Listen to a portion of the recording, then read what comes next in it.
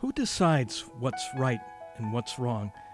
What's the basis for laws or for justice? Is it human opinion? Is it what the majority of people thinks that determines what's right and what's wrong? Is it whoever has power? Does might determine what's right? Those are not unimportant questions because their answers have profound consequences. History tells us so. On a recent trip to his home country of Germany, Pope Benedict addressed these questions. He reminded the German people that over 70 years ago there was a man who came to power in Germany and who had the backing, it would appear, of the majority of people. He rejected God and, in the words of Pope Benedict, spoke of a pagan idol as the Almighty who, quote, wanted to take the place of the biblical God, the Creator and Father of all people. Refusal to heed this one God always makes people heedless of human dignity as well. What man is capable of when he rejects God, and what the face of a people can look like when it denies this God, the terrible images from the concentration camps at the end of the war showed. End quote. The Nazi government that was in power decided that there was some human life that was not worthy of life, and it sought to destroy that life and anyone who would defend it. That was the law of the land. But it was unjust, and after the war, the world brought those who perpetrated those crimes against humanity to justice. What gave the world, the Allied powers that had defeated the Axis powers, the right to do this? Was it simply because they had won the war and were now in control? Did their might make them right? No.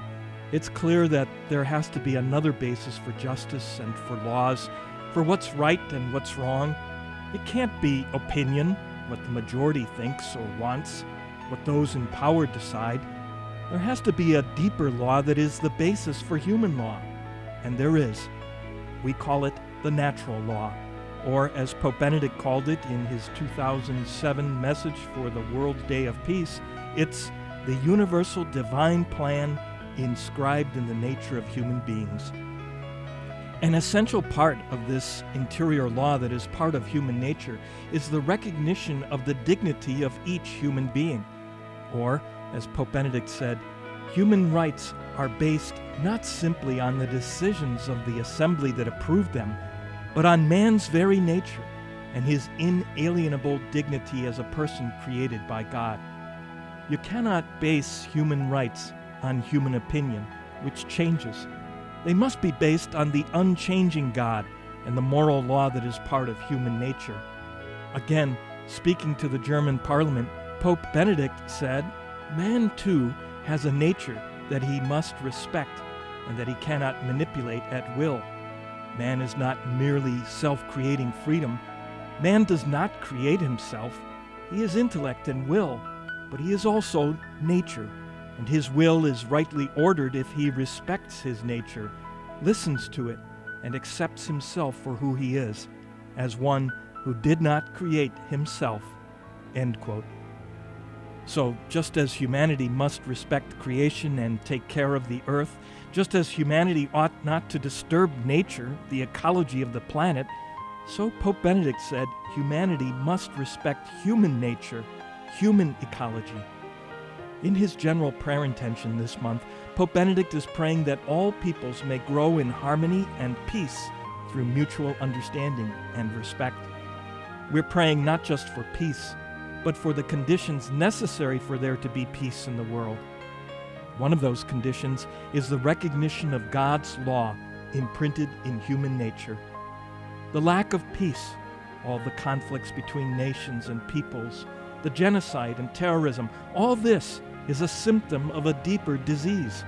And so, for there to be peace, we must treat the disease and not just the symptoms. That disease is sin. In particular, the denial of God, of God's order and plan, of God's law, which affirms the sacred dignity of every human being. It's a denial of truth and reality, and it leads to laws based on public opinion, laws that can be manipulated to serve whomever happens to be in the majority or have political power. This denial is a disease, a ease or lack of order and harmony and healthy human ecology. We pray for the peace that will only come when human dignity and God's order are respected.